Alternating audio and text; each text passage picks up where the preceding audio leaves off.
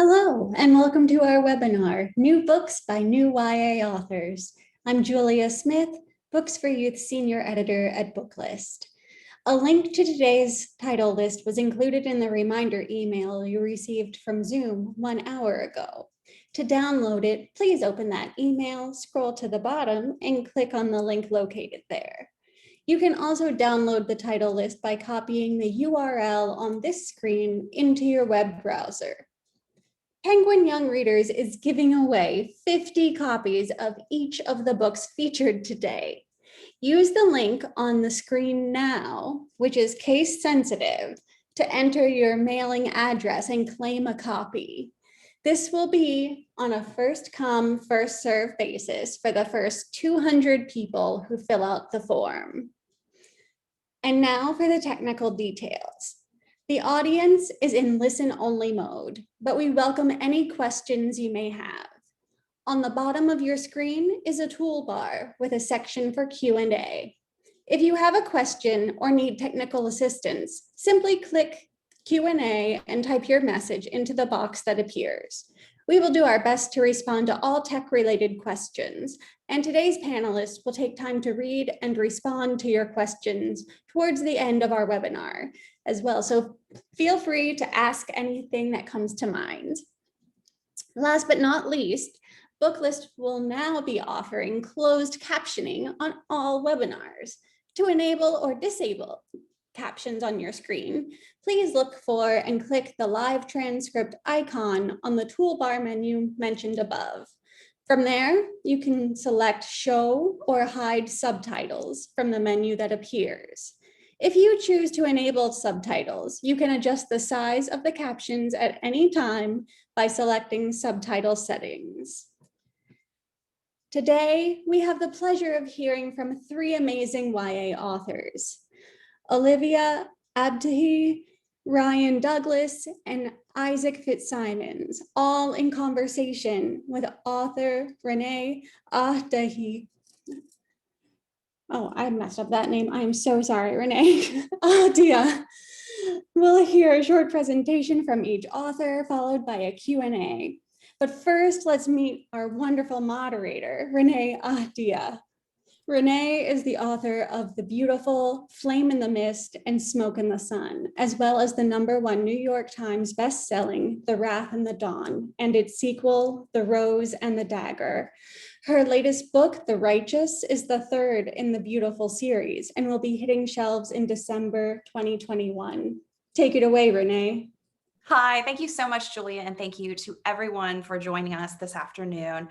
It is such a privilege to sit down and talk about these amazing authors and their fantastic debut books with Booklist. And as Julia said, I am the author of a couple series. The first one is The Wrath and the Dawn. The second one is Flame in the Mist. And my most recent one is the series that began with The Beautiful, followed by The Damned last year. And then at the end of this year, I believe, The Righteous. And I'm really excited about these books because they began as a vampire murder mystery set in 1872 New Orleans, and the world with each subsequent book has gotten bigger and hopefully brighter and darker all at once, because I'm a big fan of anything Gothic. And what I wanted to do, I don't want to talk your ear off about my stuff. I'm really thrilled to be able to sit down and talk to Isaac, Olivia, and to Ryan about their wonderful books. And I'm going to put them on the spot a little bit. I'd like them to each introduce themselves and their book that's debuting this year, which is a wonderful, fraught, and amazing process. And then also tell us one fun thing about themselves. It doesn't have to be book related. I remember I really liked this question when I was a debut, because I was often asked the same series of questions at different panels, and it was fun. And I used to tell people that I can sing like Shakira. It's bad, but also good. Like, we'll see if anybody else wants to share their talent. So I'm going to put, just because she's been stuck with me for a lot of different things, Olivia on the spot first. I'm thrilled to introduce Olivia Abtahi and her wonderful book, Perfectly Parvin. Go ahead, Olivia. Thanks so much, Renée. Yeah, I'm the author of Perfectly Parvin. It follows 14-year-old Parvin Mohammadi as she struggles with just being dumped right before she starts high school, and she struggles to find a homecoming date to save face. One fun fact about me, this is so random. You didn't tell us you were going to be asking this question, Renée, but We've been through a lot together. I just started sewing. I have been making some of my own clothes, which has been really, really soothing and nice during the pandemic, and looking at YouTube tutorials and stuff, making my own garments. So yeah, that's one fun fact about me. I would love to then go to Isaac Fitzsimons if he could introduce his amazing book as well. Yeah, thank you. So my book, The Passing Playbook, which came out last Tuesday, is about a 15-year-old boy named Spencer who starts at a new school where nobody knows that he's transgender, and he wants to keep it that way because of a bullying incident at his old school. He sort of gets strong-armed into joining the soccer team, and everything is going great until his coach is forced to bench him because his birth certificate still says female. So he then has to decide whether to come out and fight the ruling or stay stealth, but coming out would mean coming out to everyone, including the teammate he's falling for. But of course, staying stealth would mean he'd have to spend the rest of the season on the bench. And my fun fact it's not really fun, but I just remembered it. I once had, I think I must have been 11 or something, and I got a $15 fine in library late fees. And I don't know how many weeks or months I had the books out, but that really scarred me for life. And now I only do ebooks because I don't get late fees and that. But I actually just looked up and my library no longer does late fees, which I think is a great thing because it can discourage people from checking out books. So go Montgomery County libraries. Oh, that's awesome. I actually read that I think in California, there's some libraries that will let kids diminish their late fees by reading, actively reading. And if they read a certain amount of pages, it'll diminish their late fees. And I think that's brilliant. I too had some late fees. I remember, I think I accidentally on purpose might have kept a book too that my that I fell in love with. It was an Anne Rice book, and she was a huge inspiration for me. So I'm sorry to all the librarians. I am that terrible person who kept a book. I was 13. I have since purchased many books and supported many libraries, and after having committed that egregious sin. So thank you so much, Isaac. I would love to turn the mic over to Ryan Douglas to share his wonderful book too.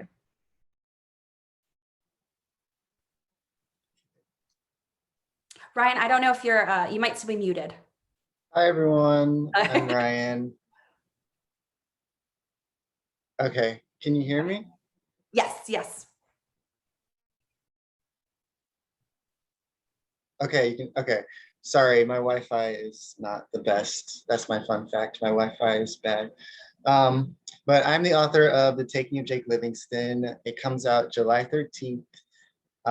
It's about Jake, who is a 16-year-old medium who can see the dead, and his life changes when the ghost of a school shooter who committed an atrocious act a year prior starts to haunt him and stalk him, and he wants to possess his body. So while Jake's life is looking up with the arrival of a new Black student at his predominantly white private school, his mental health starts to unravel because he's learning how to master his powers as a medium in order to banish this evil spirit from his neighborhood, which requires learning more about him and learning his weakness in order to get rid of him. I don't know, a fun fact about me, I don't know. I'm a competitive gymnast. That's fun. So in my spare time, I like to go to the park and tumble. That's awesome. I love all of our talents.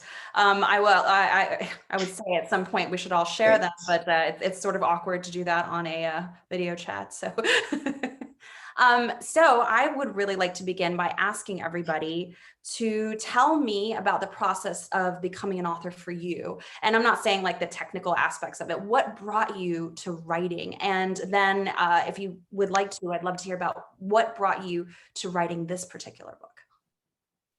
And we'll start with Ryan. We'll go a little bit backwards there.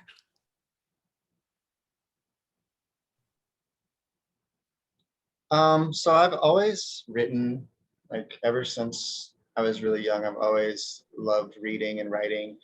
I think I just felt like I was a really quiet child. I was really shy, and I never really felt comfortable speaking, using my voice. So the written word was always how I expressed myself. So when I was really young, I used to write picture books, and I used to make them with construction paper and thread and hole punchers.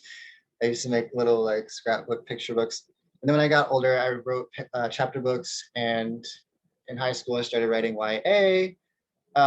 This particular story I started when I had been getting rejected for the previous books that I'd written because they were really derivative of other things that had inspired me. And I started asking myself, like, how I was going to kind of, I guess, create my own identity, my own style as a writer. And that's when I kind of turned to my own experiences and started to translate those, and went on a journey of just like defeating the fear of being honest in my work. So I think that The Taking of Jake Livingston really represents um, telling my own story and drawing upon things that were really inspiring to me in the horror genre to sort of elevate the contemporary aspects and give real insight into what it was like to kind of be in predominantly white spaces and be kind of ripped out of my community as a teenager. So it's pretty much what it is. I love that. I love that. Thank you. Isaac, same questions.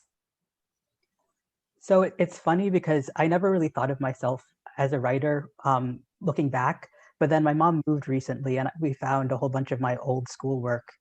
And basically, like from the time I could hold a pencil, I was writing. Like my kindergarten report card says that my favorite thing to do is go on the computer and write and draw my own stories. And then I have a whole bunch of like little books that I had written as a kid.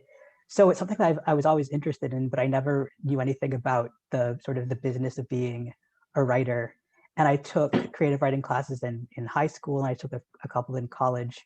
And I really enjoyed it, but I never thought that it could be a career for me. And I think maybe similar to Ryan, a lot of the books that I read didn't have characters who looked like me. So I didn't think that my story would be valuable, or story that I could tell would be valuable or accepted. And I was in grad school and I found myself having a lot of free time, which was interesting. Like I had more free time then than I ever had in like high school and stuff, because you're so regimented from like the morning to after school activities to homework at night. But in grad school, I had a lot of time, and I started looking into more of the business side of writing and like, querying and how that works and getting an agent. And so I found out about Pitch Wars, which is a mentoring program, and I entered that with this debut book and revised that. And so the idea for this book, it was really a random idea, and kind of I hit on it by accident. I was just listening to a radio program that mentioned a scene that kind of stuck in my mind, and that's the scene that I wrote to in this book. So I knew it was going to have a romance element. I knew it was going to be queer. I didn't know it was going to be trans, but then it had to be as I started writing it. So even though like I can't remember writing as a kid, I obviously did because I have the proof, and I feel like it's always led to this moment of me being an author, because it's something that I've always done, even though I don't remember it. Maybe it's because it was so natural that I never really thought about it. I love that so much. I think I'm very similar in that sense too, Isaac. I didn't really, there was no intention behind it. I never had this moment where I was like, I'm going to be a writer. But when you look back at what I did too, I moved here when I was a kid, and I didn't speak much English. And part of me learning English was that my grandmother here gave me all of her Nancy Drew books. And then the first thing I started to do with them, it's hilarious to me, is I started to write fan fiction, Nancy Drew fan fiction. It was self-insert Nancy Drew fan fiction. So it was because I didn't see myself in books. I'm a child of mixed race. And I just wanted to be solving mysteries with Nancy, Bess, and George. So that's what I did. And I didn't realize that that's what I was doing until somebody brought it to my attention much later. So I love that. Olivia.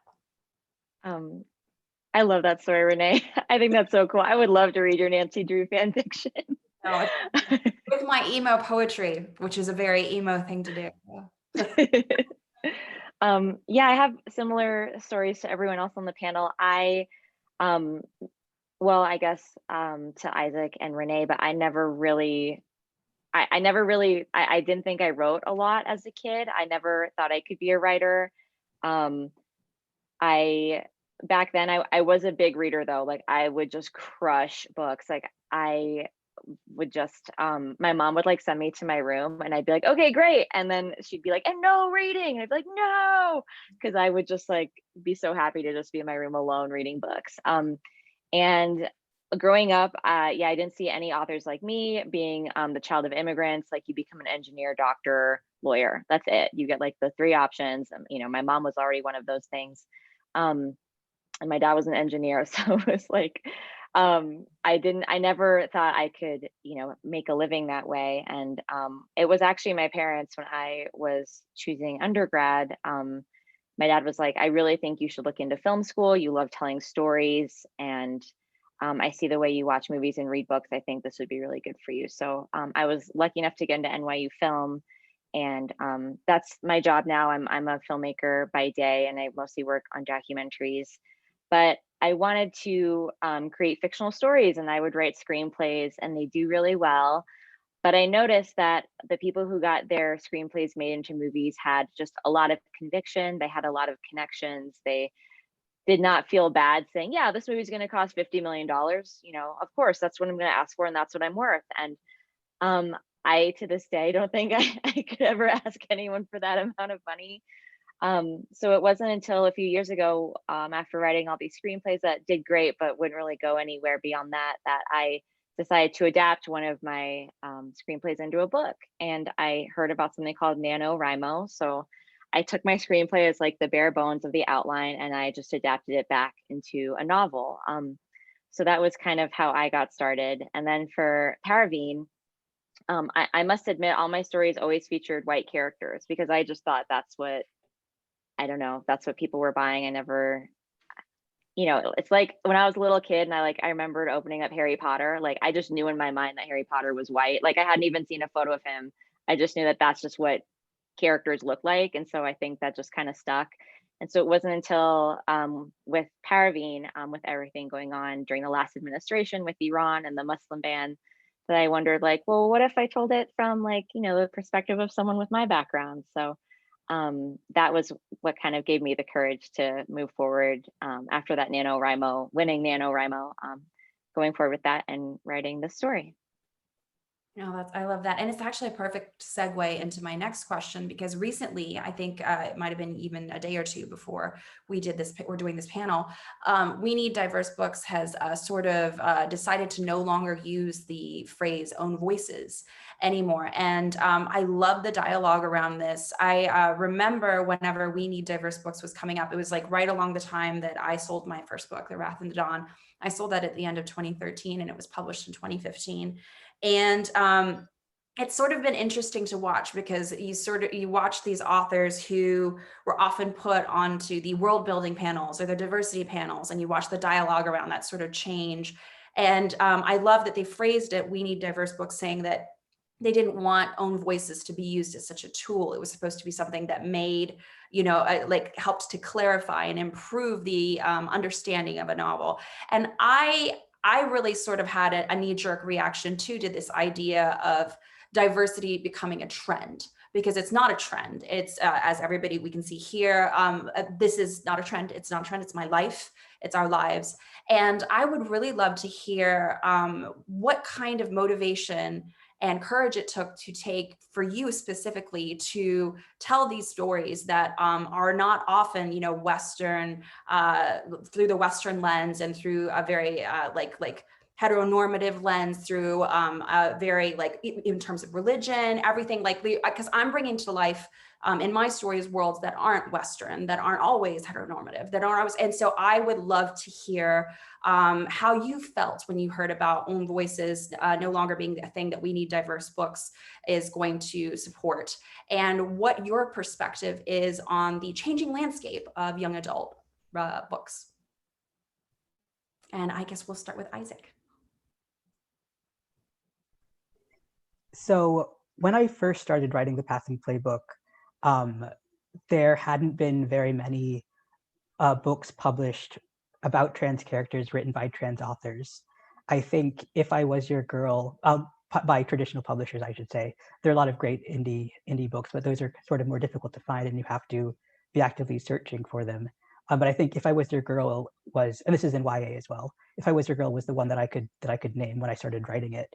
And so I felt a lot of pressure to get it right, in what my mind, what get it right meant to me, but also knowing that getting it right for me isn't the same as getting it right for other people. And so it was mostly just kind of stress and pressure as I was writing. And if this is going to be the only depiction of a trans character, specifically a Black trans male that people will see, that it needs to be done right. Fortunately, there are so many books with trans characters being published last year and this year. I think on like my debut day, like at least 2 or 3 were published, like just on that one day in June. So like we're progressing forward. So I like that pressure was kind of taken away. But as far as like own voices go, it was kind of stressful having to make the decision to identify myself as a trans author when I was writing and when I was querying, because on the one hand, you kind of know that agents who are looking for a book with a trans character, they might be more open to it written by a trans author. But on the other hand, you are opening yourself up. It's a vulnerable thing to have to come out and kind of spread your business around to everybody. And I consider myself to be more of a private person. So it was stressful when I made that decision to out myself and say, this is a book written by a trans author about a trans character. And so I think with own voices, you can get into the issue where authors feel pressured to come out when they really shouldn't have to, because it is a private decision whether or not you want to come out. But placing own voices kind of above everything else, it means that authors who don't feel comfortable coming out or unable to come out or unsafe to come out, they're kind of put at a disadvantage. On the other hand, I love that there are so many books now written by trans authors that kids and adults can read. And the best thing is that all our books are different, and they're so different. I was on a panel with Ziar Elor and Ray Stovey, who are both trans authors who have written and published books this year with the trans characters, and we took completely different approaches. Our characters are at completely different stages of their transition. Mine is, my character is queer, Ziar's is gay, Ray's is, I don't know how they identify actually. I think the character is straight, or at least they have a girlfriend. And so like there are all these different lived experiences. And so with own voices, you can also run into the issue of saying this is the right way to do it and this is the wrong way to do it when that's incorrect, because we're all people and we all have different experiences. So I hope moving forward, we can continue to lift up books written by authors who choose to identify themselves as sharing the same identity as their character. But I don't want to fall into kind of the policing that we've seen in the past with own voices. I completely agree. I loved your answer. And the other part that really spoke to me when you were speaking, it was the fact that, sorry, I said was speaking and it threw me off a little bit, my bad, in the same sentence.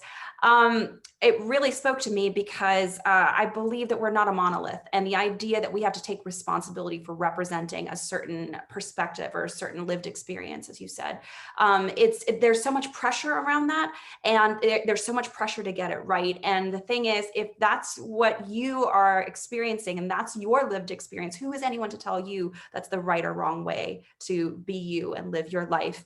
I'm mixed race. My mom is Korean. My dad's family is Scottish. And, you know, as a child of mixed race, my understanding what it means to be Korean, what it means to be, you know, Caucasian, it's very different from somebody else's. And it's very different from a Korean immigrant's experience. And I remember being so afraid that I wasn't Korean enough or that I wasn't white enough when I came here. And it's meaningful to pull back and and say, you cannot put your experience on other people and expect that they will totally understand where you're coming from and they will share that experience just because you identify a certain way. So I love that. Ryan, I'd love to hear what your perspective is on own voices.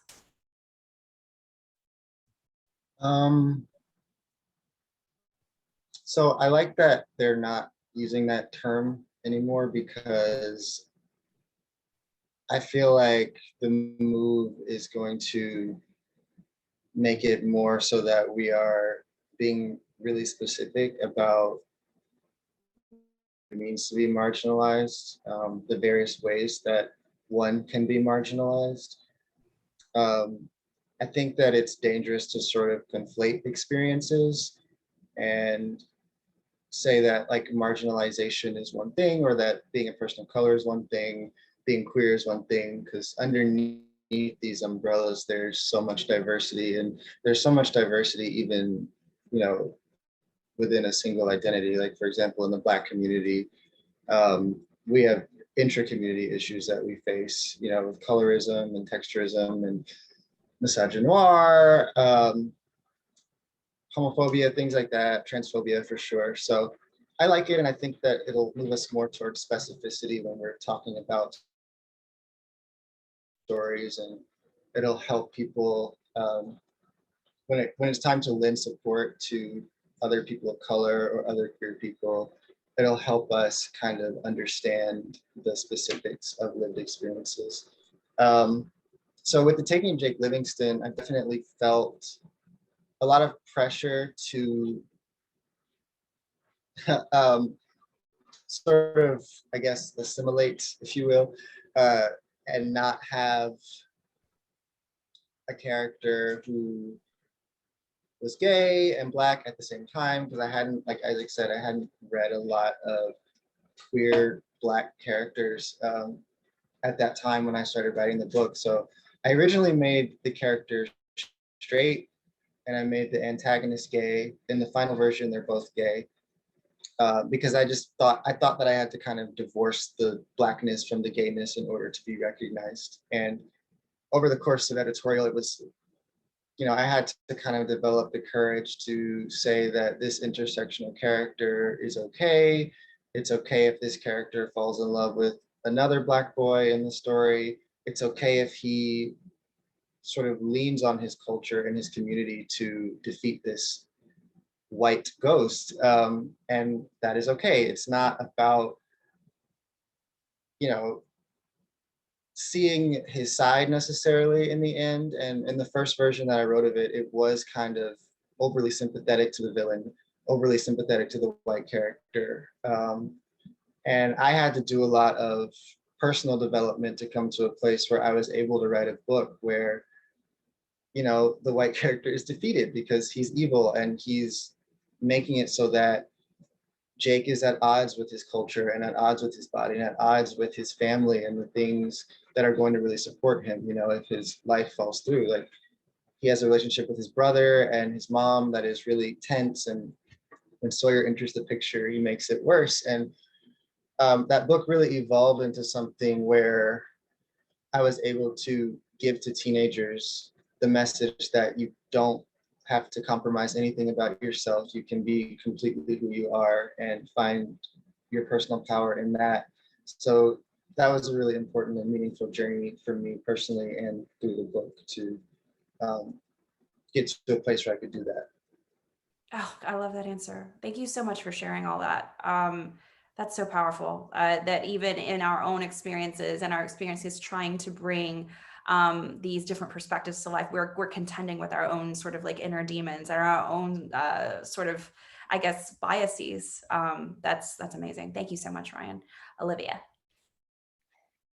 I definitely think that we're moving in the right direction by asking folks to not use their own voices hashtag. I know I've seen instances of it really coming off the rails earlier this year, especially in terms of outing authors because they didn't have a sexuality that aligned with their protagonist, which was unfortunate. And it happened, you know, to people who have the same agent as me. And a lot of these folks, you know, are from the diaspora where if they were to go home, they would be punished. It's illegal in their home countries to be gay or out even. And I thought that was really, really unfortunate. That's just not okay. I knew that it had like really like gone overboard when I saw like a Goodreads review for something that was like, but only trust an own voices reviewer. So it was like the reviewer also identified the same way that the book did. And they were saying, that's why my review should have more clout. And I thought that was so unfortunate because I thought, you know, like everyone should be able to enjoy this book. But, you know, for me personally as an author, I'll just say I do have a book that was purchased by a publisher and I have stalled it because the protagonist experiences something really hard and I also experienced it and I don't want to talk about it. and I don't want to have to perform my trauma. And it's more important to me to be able to keep these things close to me than to have to put it out there for a dollar amount to be able to sell a book. And if that's what it's going to take, if I have to like quote unquote cancel my own book so that I get to live my life, then like that's fine. That's so much more important to me than aligning with an Own Voices like idea of what that kind of hashtag should be. That said, I do think what was really nice about Parvin is that I'm just so lucky to have had so many other Iranian American authors come before me in ways I know my friends in this community do not have like these people to look up to. There's just so many incredible Iranian American authors who have such different stories. We're also lucky to have such a large Iranian American queer YA community, which is just so great. And you know, when Darius the Great Is Now Okay came out by Ahdieh Khorram, that wasn't just an Iranian American story, that was a story about a half Iranian American boy, right? And so when Parvin came out, I didn't feel the pressure to make it this like monolithic story. I got to be super specific, and it was so freeing because Parvin is weird and just strange and funny and loud and just really goofy, and she has opinions on being Iranian American that are not shared within like the whole community. She has a very specific worldview on that. So I would say I'm really excited for us to move away from Own Voices so that more authors can have the freedom that I had and feel comfortable just getting super weird with it and not being so generalized. So I'm really looking forward to you know, whatever happens next, whatever this evolution looks like, and I'm grateful to We Need Diverse Books for pushing us in that direction. Absolutely. Absolutely. So on a more lighthearted note, I would love to hear in your debut year, what has been the wildest, most fun thing that's happened? I remember my debut year, I grew up a huge fan of Tamora Pierce's work, and I saw her on a panel. And I was so excited to speak with her that when I walked over to take a picture with her, she was sitting behind the panel table, and my hair at the time was like down to my waist. And I was like leaning forward to get in a picture, and my friend was taking it, and my hair was in her water. She had a little like water cup here. And I'm like, and she's looking at my hair and her water, and she's like, and I have this picture, and it's wonderful and it's mortifying. I'm so upset. And then the following year, I was on a freaking panel with Tamora Pierce, and I was seated, because this is just the way fate works, right? I was seated right next to her. And I was like, please, please, please don't remember me. Please don't remember me. Because of course I was like effusive the first time I met her. I was like, I have a book coming out. You were such an inspiration. And she looks over at me right before the panel starts. And so Tamora's on my left, and Victoria Aveyard's on my right. And she goes, I remember you. I met you last year. I'm like, oh, shit. And she's like, I read your book. I thought it was fantastic. And then I just started crying. And this was right before the panel. I cry a lot. And then of course, Victoria's next to me. She's like, dude, are you okay? And I'm like, no, I'll have to tell you later. This is a bad, fraught way to start this panel. But that to me was such a memorable moment. I would love to hear, and I know we're in the quarantine times and everything. I would love to hear if there was something wild or just really memorable that you had and experienced your debut year. Let's start with Ryan.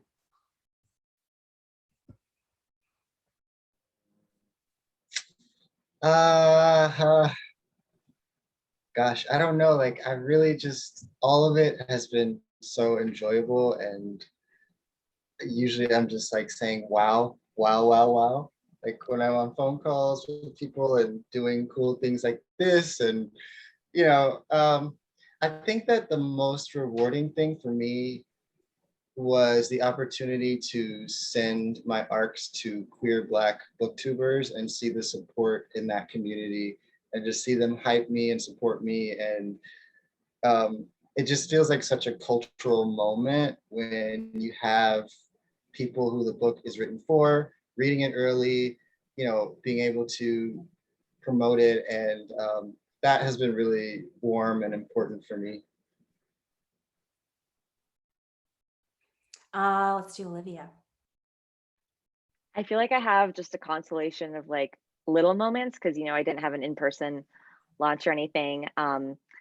Some fun things were I went into my local library and they had my book like on the shelf, like front and center, like the staff recommends. And like I was a dork and I wanted to check out my own book from the library. Like that was like a dream of mine. And so they're also like, Olivia, you have a hold waiting for you. And I was like, oh, cool. Like, is it my book? And then like all the librarians came out and they started clapping for me. And that made my day. It's really because I don't own a printer. And so I print everything at that library and I'm printing out books, right? So they're always like, what you working on? So that's how they knew. And then the other really wonderful thing is that this wonderful community of Iranian American, Iranian Canadian bookstagrammers recreated the Perfectly Parvin cover, which I think it's like, I didn't know that was like a goal I wanted as an author, but it was like, it just made my whole, I just have no words. It just means so much to me to have girls who look like Parvin feel seen, and to have them recreate it all together and to plan it that way. It was just so wonderful. Oh, I love that so much. My husband is Persian, and that's why I have the last name Ahdieh. That's obviously not Korean or Scottish. And so for my little half Persian guy, thank you so much, Olivia. Oh my gosh. And Isaac. Yeah, I don't know if I have like a specific moment. It's all just been a blast. I think every panel I go on, it's just I'm speaking with authors who like I have their books on my book. Oh, I don't really have books on bookshelves. I have books on my Kindle. And so it's just wild to me that like I was reading their books while I was writing before I even had like the dream of being published. My launch event with Julian Winters was really great. Then he started crying, which he said he was going to do, but I wasn't expecting it, even though he said he was going to. But then I dipped my toe into Goodreads, just the 5-star reviews. I was like, I don't care about other people, but just the 5-star reviews, just to make myself feel good. And it was really gratifying seeing people get what I tried to do with the book. So the topic of the book, it's pretty timely. And even my mom, she said that she didn't want to finish it because she was worried that it would end in tragedy, because that's kind of what we're used to with trans stories. Even though she knows me and I've talked to her about the book, but she still didn't want to finish it because she thought the end it would be sad. And so people really responding to that. And I've had so many people tell me that it went in a completely different direction that they were expecting. And that was really intentional, because it kind of seems like, oh, I didn't think about adding a tragedy, but actually like I did. And I was like, no, I'm not going to do that because I don't want that in my book. So seeing that resonate with people and them not feeling like they need to see a trans character in pain in order to understand it has been really gratifying for me. Oh, that's all. Well, thank you. Thank you so much. And then I would love to know what you're working on right now, if anything, that's something you'd share. Let's start with Olivia. I'm not allowed to say the title, but oh wait, I have a prop for it. But Renee, you probably have this for your Nowruz Haftzin every year, but this is the Shahnameh. It's the yep, you got it. It's the Epic of Persian Kings, and I am doing a middle grade retelling set in space. So I'm really excited because I am, Parvin's a contemporary story, but I am just such a space nerd and I love science fiction so much. So I've got my little chart, and every day I do my words, I get a little sticker. So that's how I'm motivating myself to get through this. So that's what I'm working on right now. I send that to me. I mean, the Shahnameh as a middle grade space. I'm thinking that's wild and brilliant. I need to know more. I need to know more. Ryan. So I'm working on a romantic comedy right now, which is so odd for me, but I wanted to try something new, and I wanted to like lift my spirit out of the depths of hell after writing and taking of Jake Livingston, because I kind of had to go to some dark places to get into the mind of the antagonist and to sort of write through queer trauma. So I wanted to do something fun.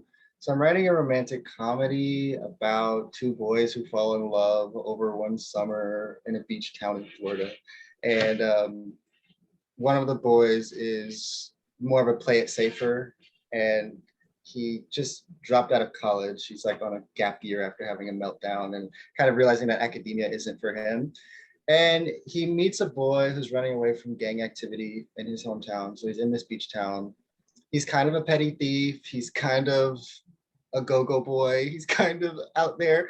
And it's about Kevin just kind of coming out of his comfort zone with someone who is a little bit on the wild side, and maybe Cameron will, well, probably not, but it's a fun kind of romp in the summer, and it's fun, and it's different for me, so I'm really enjoying it.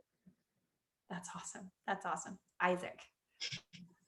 So I've got Ryan. I'm so looking forward to that book, and Olivia, yours too. I'm so excited for books. I've got a short story coming up in an anthology coming out next year called Game On, and then another one in another anthology called Cool Awkward Black in 2023. And then I'm working on my next book, which is another YA rom-com. I can't say too much about it. It involves music. It's queer. I called it my Yeehaw Gaze, and it's due next week, so I have to get going on that. But yeah. I have to say, I'm so loving the description of everything that everyone's working on right now. When I first started working on The Wrath and the Dawn, The Wrath and the Dawn was the 5th book I ever wrote. And all the books before that I tried to get published, I had been unsuccessful. And my mom, who is very Korean, and I love her very much, but very just direct and cut to the bone. She'd been telling me for years the reason why I wasn't getting published was because I wouldn't write about white characters. And she had been really advocating, which I find hilarious, for me to just switch and just stop. She's like, that'll get you in. Just get yourself into publishing, and then you can write whatever you want. And I refused. And when I started to tell her I was writing a reimagining of the Arabian Nights, which was The Wrath and the Dawn, and she goes, with white kids? And I was like, no. I'm doing it with Persian kids. And she said to me in Korean, "잘해봐, 바보," which means good luck, stupid. So every single when I brought over the announcement of it getting purchased by Penguin, I put it on her iPad, and she was like, really? In Korean, and she just started to cry. And it was such a wonderful, gratifying moment. And I love hearing what you guys are working on, because I don't even know that some of this, that we would have had the space for this 10 years ago, which is just so fantastic. And in a sea of sort of negativity around the pandemic and the last couple of years under the president that we had before, it's so gratifying to me to see these steps in what I believe to be, and I hope everybody else believes to be, the much needed right direction. We wanted to open the floor a little bit to questions from all of the participants. So I'm going to go over here. So if here's one. Hang on. If own voices is no longer being encouraged, what language would we recommend using? Let's start with Isaac, please. I think we talked about it a little bit, but just being specific about which identity you're talking about. I mean, it's similar to, so I'm in my day job, I do research and we do a lot of surveys, and we want to know about issues of racial equity, because that is a real thing. So you don't want to pretend that it doesn't exist. So we want to ask people what their race is or how they identify. And so but it's really tricky, because we want to give them, sorry, I'm going I'll get full circle, I promise. But we want to give them as many options as they can to identify themselves, but then on the back end, doing the actual analysis is tricky, because if you give people all the options, then you have to do the analysis. So we kind of fall into just saying BIPOC. And that can be really kind of othering, and also just kind of grouping a group of people of color together, because we're not a monolith. Within even same races, we're all different people with all different experiences. So allowing people to self-identify, even though it's messy on the back end, it's necessary. And I'm willing to do the work to do that analysis, because I know how important it is not just to have BIPOC, white, because you miss all of the whatever that word is. I can't think of it right now. But you miss the details when you do that. So I think just getting as specific as possible, asking people how they want to identify. Absolutely. And I think, just realizing that we as authors need to be responsible to the things that we're writing and doing the research necessary. I mean, how many books about half Korean, half Scottish girls who play the violin when they're kids am I allowed to write? If I'm going to write about different perspectives and different experiences. I remember Jackie Woodson has this wonderful phrase. She said, if you're going to write about my family, I hope you've sat at my table. I hope you know, my uncle's laugh. I hope you know what my mom's kitchen smells like, all this kind of, and she had this wonderfully graphic way of describing. If you're going to share someone else's experience, you need to fully immerse yourself in it. You need to do your research. You need to be responsible to your characters and to the book. And I think that that's what we need to be looking for in authors, rather than, as Isaac said, forcing them to sort of out themselves and come up with a reason why you should respect their work and their perspective. Olivia, Ryan, do y'all have anything you want to add to this question, which I think is great? Gosh, I'm not sure what the next term should be, right? I agree with Isaac that folks should self-identify. It's tough because I always hear folks refer to us as like minorities, but we're in a minority majority country. White people are actually the global minority, and it's just very confusing. And I hope that we can, instead of talk about diversity, just talk about accurate representation. Just where are the numbers? Like if the country has a percentage of this many people, how come we don't have books with that same percentage of authors writing about their stories? So I'm not sure exactly what the term should be, but I do feel like the facts and the statistics speak for themselves. And like Isaac said, I don't like these othering terms at all, especially, I'm Iranian and Argentinian. Well, according to the United States, Iranians are white in this country. If I go to Canada, I'm brown. If I'm in the state of California, I'm actually Southwest Asian, North African. And then my mom is Argentinian, but she's a white Latina. But according to the United States, that's a person of color. So these labels really, really don't represent me. And I'm sure they don't fit for a lot of folks. So I hope that we can honestly just move past these labels and just let folks tell their own stories, and let groups have accurate representation in getting the chance to tell them in the first place. Yeah, I agree. I don't really know what the term should be because I didn't use own voices anyway. I think I stopped using that term back in like 2017 because it felt like more intentional to sort of say, I am a Black gay author writing a Black gay character, because that is an entire conversation. I think, like I said, own voices just feels really broad. So I don't know. I hope that we can kind of get to a place where we're being like really specific about what we're writing, because I think those conversations end up being more productive. Absolutely. Absolutely. And this question is from Miriam. Do you find that the YA age group is more welcoming of diverse stories than adult books, adult meaning age? And what I'll do is we don't all have to answer the same questions because we've got a couple of them rolling in. Does anyone have an answer off the top of their heads for this question?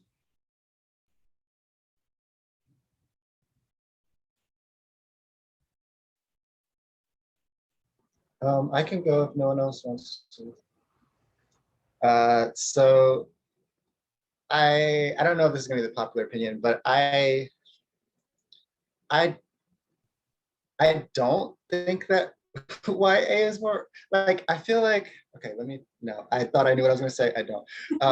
I feel that YA feels like it has to be a little bit more, it has to be more of a moral instruction. That's kind of what it feels like when I'm writing YA. It feels like I have to, if I'm writing a character that is just like a bad person, for example, or a racist, or just like a horrible person, there's like always a voice in the back of my head that is saying, okay, I don't want readers to think that I endorse this behavior. I just want to represent life as it is. And I feel like when I'm writing adult books, I feel more freedom to kind of write characters who are problematic, because I don't feel that adult readers are going to link that to me in the same way. And I think that's just because teens are still learning about these things that adults should know. Some adults don't know, which is a whole thing in of itself. But when I'm writing adult books, I feel a little bit more free to not feel like I have to be like preaching any lesson. That's a great answer. Yeah. So the next one is from Stephanie. I'm writing a paper for my PhD application on the importance of diverse voices in academia. Do you think that having more diverse voices in classrooms would have changed how you grew up? I'll go first. 100% it would have changed how I grew up. Absolutely. I think I saw like Google was going through the same like question, like, does diversity make us better at our jobs? And yeah, the studies came out that yes, it did make Google a better company. But if I had grown up seeing characters who look like me, who walk through the world like me, then I wouldn't have spent 10 years of my adult life trying to write white characters in horrible books. Cause like, of course, no one would buy those books because I didn't know what I was writing about, right? Like, write what you know. Well, I have no idea. So I think just professionally, I think personally, I think across the board, just accepting and loving myself, seeing that I'm worthy of being on a book cover, someone like me on a book cover. The only girl I had to look up to was in the Sisterhood of the Traveling Pants. Carmen is half Latina, and like that was all I had growing up. And Anne Brashares is not Latina, although it was a great book. But I am so excited for this next generation of kids to not just feel seen, but now I see, at least with the Parvin book, they're like sharing the book on their parents' Persian carpets. And like growing up for me, those Persian carpets were gaudy and ugly. They didn't look like the minimal, like grayish stuff that all my friends' kids had. And like, I hated having kids over. And now just to see people showing the book cover with like a piece of their culture just blows my mind. So it absolutely would have changed how I moved through the world, though. Back then, I still had a crush on a boy in my English class, and we're married now, so I think that would have stayed the same. Anyone else? The next question is specifically for Ryan. Why did you include the antagonist POV in your novel? Was this always part of the plan? Yeah, so I conceived of the book as a story that was Jake in the present tense, Sawyer in the past tense, and Sawyer appears in Jake's POV as a ghost, but you kind of see how Sawyer's story and Jake's story converge. And the big question is kind of like, is Sawyer going to interrupt Jake's psyche to the extent that Jake will turn violent and do something bad? And the original title for this book was Jake in the Box, and I called it that because when I was conceiving of it, I kind of conceived of like a Jack in the Box winding, and the question was like, is Jake gonna pop? Is Jake gonna snap? And the question that I was interested in exploring when I wrote this book, beyond just like putting a Black queer character on the page, beyond like the diversity of it, was what is the difference between people who turn to violence in that way and people who maybe feel frustrated and like they have nowhere to go and like they are being choosing against that.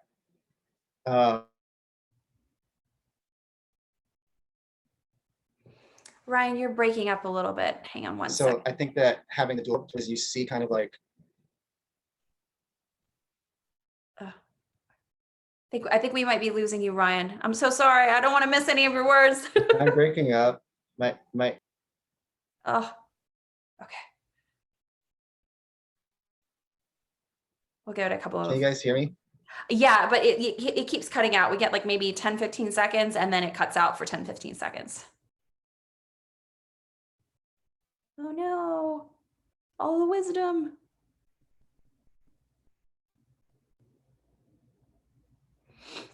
Okay. Are we back? We might be back. Are we back? Am I back? I think so. It looks like it. I'm so sorry to make you repeat yourself. Can you repeat the last little bit of what you were saying?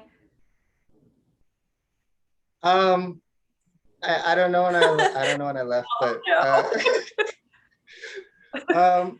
so I was just saying that, like, long story short, like I did choose to make it that way because I wanted to kind of highlight nuances of like characters who might be similar, but one turns to violence and one doesn't. That's the quick rundown of it. Oh, I'm sorry we missed all of your wisdom on that one. You should just go tell everybody that you said something incredibly revolutionary while no one could see and hear you. And then the next question is from Edie. Have you started scheduling real life appearances and are you looking forward to it? Anybody? I have not, and I'm partly looking forward to it, but I do love, I mean, the thing about like this, I think I would miss like the in-person events and getting to meet people face to face, but like the positive about doing virtual is that you can attend from anywhere and it kind of opens it up to more people who might not have been able to attend. But hopefully at some point soon, we'll get back to virtual, or in person, sorry. Absolutely. I was kind of talking about this with some of my author friends too, and I thought it would be really interesting to do in person because I love in-person events. It's one of my favorite things about this job is getting to meet other readers. It's been my safe space since I was a child, being around other readers. But wouldn't it be neat if we sort of started making it a little bit more of a regular thing to allow virtual as well, to make it, like you said, Isaac, more accessible to people who may not have, the ability or the resources to attend in-person events, or maybe they just don't prefer that. That should be okay too. Anybody else? Okay, so will we do author visits? That's a question. Anybody?